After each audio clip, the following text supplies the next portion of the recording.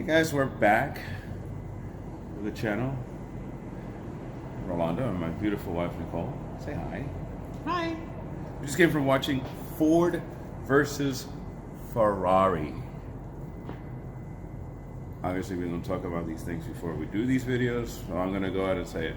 Holy effing Christ, what a great movie this was. This was by far one of the best movies I've seen in a very long time. Wow. Okay. That movie had me at the edge. I don't know anything about this story. I'm assuming Ford was going to win because why would you make a movie like that? But my God, what an amazing movie, an amazing directing, an amazing acting, an amazing photography of the racing, of the humor, the human interaction. Like I could not find a flaw in this movie. What are your thoughts? I tell you what I'm thinking, what I thought of this movie. I thought it was a really good movie. The acting was superb. Action was superb. I didn't look into anything historical beforehand. Neither did I, yeah. I'm kind of amazed that back in the 60s, Ford actually stepped up their game to compete against Ferrari, because right now, Ford, in my opinion, is a piece of crap. God, tell me what you think about the card. What does Ford stand for again? Find on the road daily. Yeah. Yeah. So. I was gonna say fix it again, Tony, but that's beyond. So basically, this is the story. The story is about Ford was a little bit in the dumps at that point. Henry Ford II was kind of beginning to feel the shadow of his father, I think it was. Yeah. His father or his grandfather? His father. His father. So he was beginning to feel the shadows of his dad, and the Ford wasn't performing as well, I guess, sales-wise. Mm-hmm. So Lee Iacocca had an idea of. Yeah, I want to Wikipedia Lee Iacocca because I've heard that name before, but Oh no, I don't know. Well, I think he was the. I think he was the. And I should do a better job of this, but I think he was the CEO at the end. I think he was CEO of Chrysler or Chevy, one of those two. I don't think he ended up being in Ford. He might have been GM. He might have been the GM guy. I could be wrong on that. And it's not going to be the first time or the last time I'm going to be wrong ever.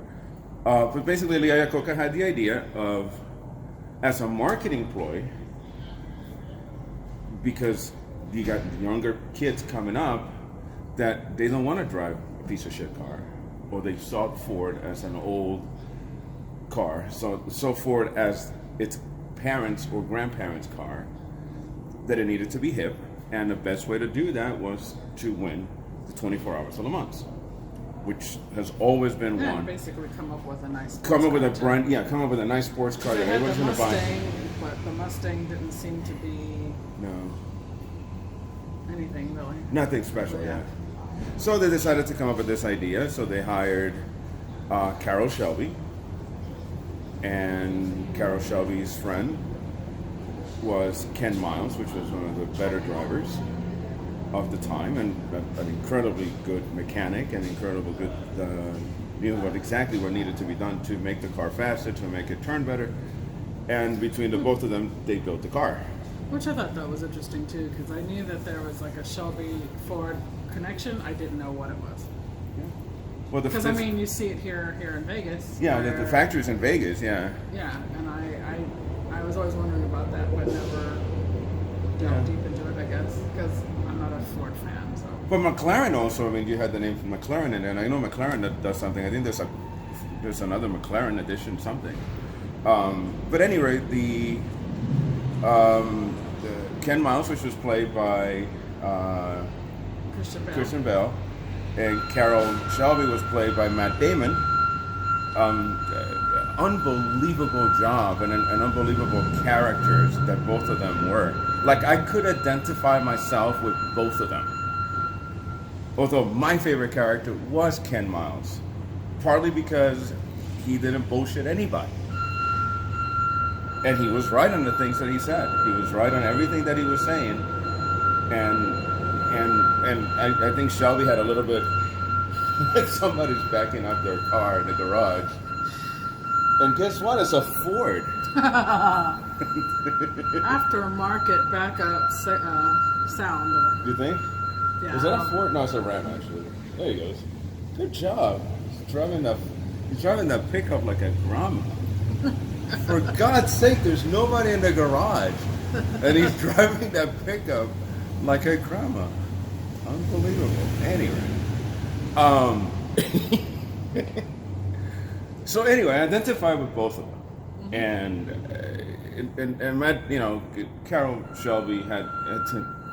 What the hell is wrong with this guy? He just doesn't know where he's I don't think he knows where he's going. He has nobody around him. Unbelievable. Does he know what he's doing to our video? Anyway, so, Carol Shelby had to maneuver the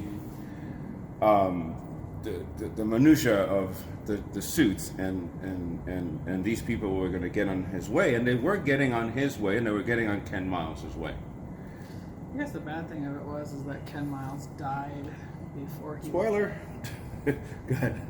Yeah, I mean, he decided to tie a three-way tie with... Well, let's go ahead and back it up. I mean, basically, the main villain of the story is this guy named Bibby. I would like to know what happened to him. I know. Because he should have been fired somewhere. Yeah. Bibby was the one that had a personal problem with Ken Miles and was a total asshole to him. Yes. And I think he just saw him as lowbrow. I mean, I think that's what it basically just thumbed its nose at him. But they finally do get to Le Mans, and the Vivi character decided at the end that he wanted all three Fords to go together, and obviously he didn't want that because he wanted to win the race. He was entitled to win the race, but he ended up getting back to him. But I'm gonna talk about my three favorite scenes in this movie. My first favorite scene was the fight that Ken Miles and Carol Shelby had. First of all, it was very funny. But second of all, it was that testosterone between the both of them, who were friends, and they knew each other. And I think that they were more than friends. They weren't friends, I don't think. They were friends. No, they were friends. How would you put up with all that shit? I don't think they were friends in the beginning, and by that point, when they got into that fight, I don't think they were totally friends yet. I mean, they knew of each other, but he worked for him. I mean, they worked together. When they had him when he was racing with whatever before he got into trouble with the IRS, before Ken Miles got problems with the IRS, they were racing. They knew each other. They knew each other for years. I think they respected each other a lot. yeah. And I think that was one of the things. I mean, they were able to fight, get through where their problems was, and then move forward.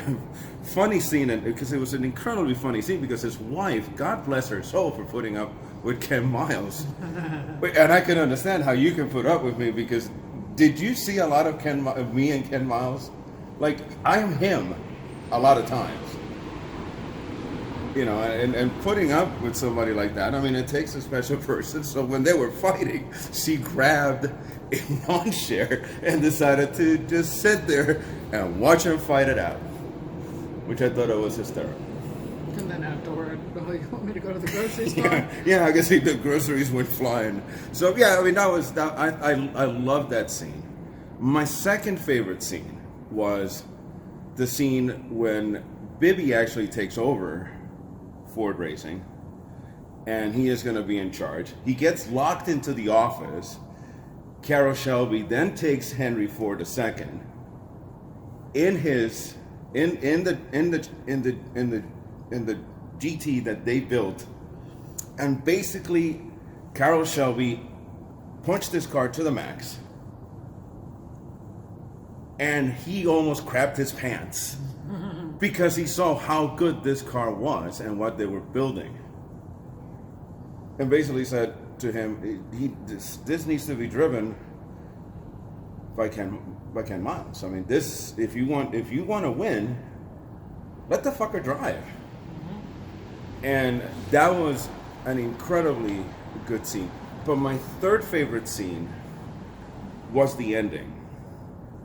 Because the end, I mean, and whether this happened in real life, the ending was poetic. The bottom line was, Ford wanted to beat Ferrari at the race.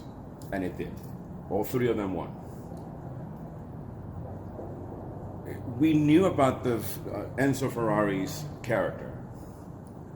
How proud he was of winning Le Mans. And the fact that his cars always won Le Mans. The 24 hours of Le Mans. At the end, Ken Miles, which of course the idea of them trying to cross the finish line together, he is at the last lap, and he looks in his rearview mirrors, and there's nobody behind him. He has it won. And I think that's when Ken Miles realized, I know what I did. Whether we cross together or not, I beat Well, he them.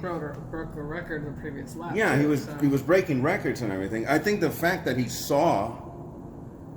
didn't see anybody behind him, that was a self-realization at that point. Maybe not let my ego get in the way. I'll be a team player. I know what I did. Even if we come together, I know that I left them in the dust. So that was a good realization. To me, the even more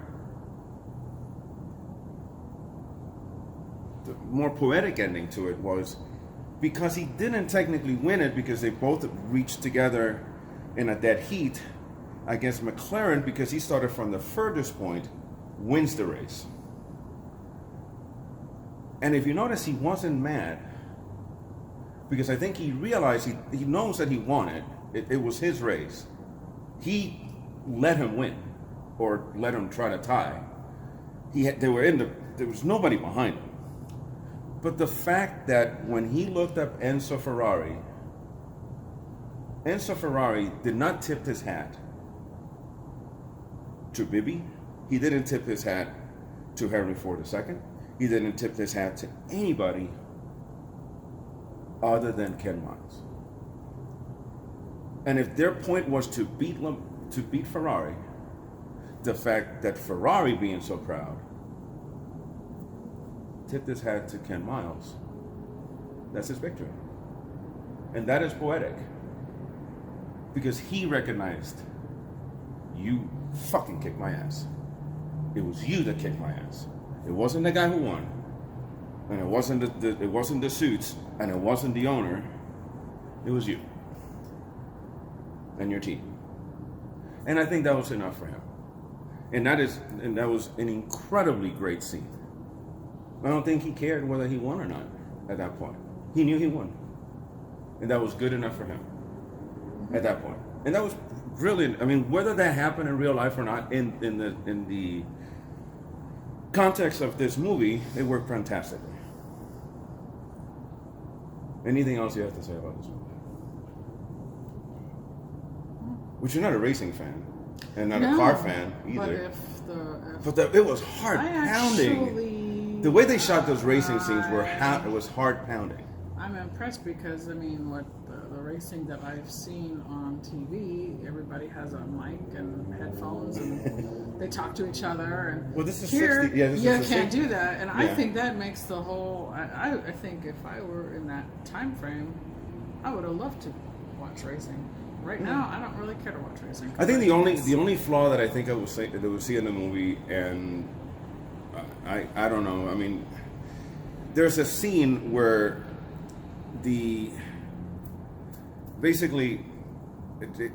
so Ken Miles. So in the middle scene when Carroll Shelby takes Henry Ford II and basically makes him crap his pants, and the fact that how powerful this engine is.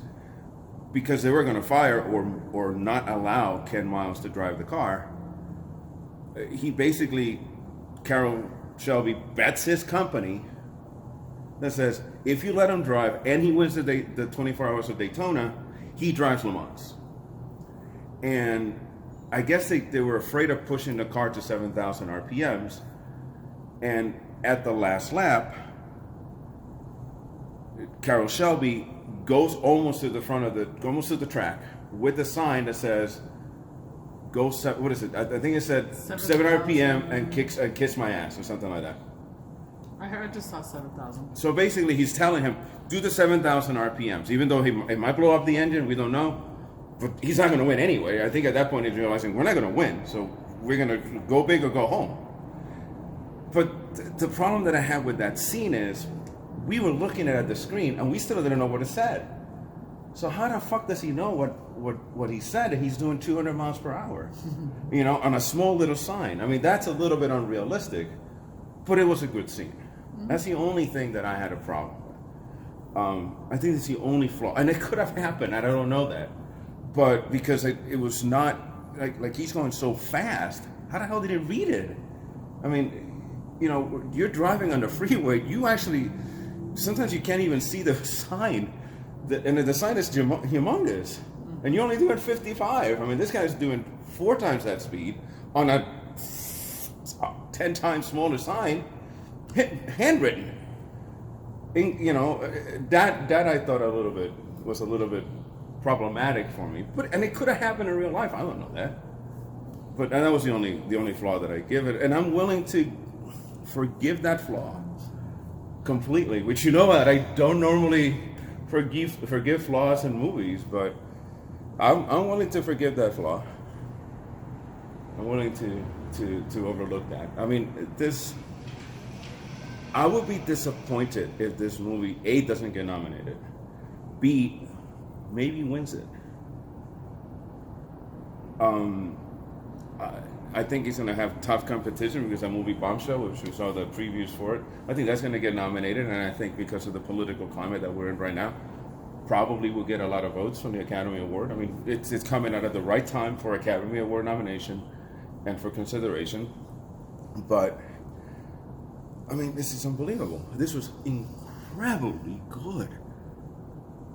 I mean, and you're a woman, not necessarily a race car fan, don't know anything about cars, and you're impressed with it. I mean, can you imagine somebody like me that sold cars at one point? I was thinking a little bit of the lingo and whatnot. Jargon was kind of going over my head.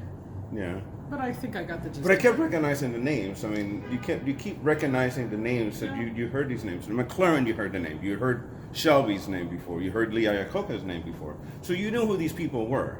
I think what was or cool at least they were involved in the cars. The car that Carroll Shelby drove, I've actually seen that in production at Nevada State Prison here. Oh, so okay. that was the GT? Is it the GT? The one that he was driving, the convertible 2-seater. Oh, okay. Yeah, but I don't think that's the car that they make here. But I mean, they might make something similar to that. Back in the late 90s, they were making it. They're making something similar to it, probably. Maybe. But anyway. Okay. But, that was an unbelievable movie. It was a long movie, but it went fast. It went by fast. I'm gonna go first. I'm gonna give this thing 5 stars. This is unbelievably good. I mean, I had goosebumps watching this movie. Just the racing scenes, which is sometimes really hard to make, were so good. Like you could feel that tension of what could happen, and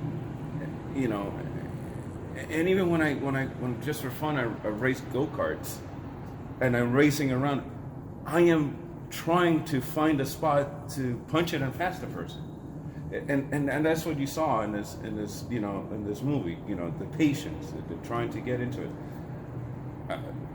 This was unbelievable. I cannot. I am not unbelief of this movie. I mean, literally, whatever the word is, literally or figuratively, it is one of the best movies I've seen. Definitely the best movie I've seen this year, and it's one of the best movies I've seen of all Didn't time. we just say that on a video not too long ago? Which one was that? Was it the Bernadette one? I think so. Yeah, but this blew Bernadette out of the water. Left Bernadette in the dust. Can't even see it in the rearview mirror. She's just waving at it. Oh my God, you were so far ahead of me. That good. Yeah. What do you think?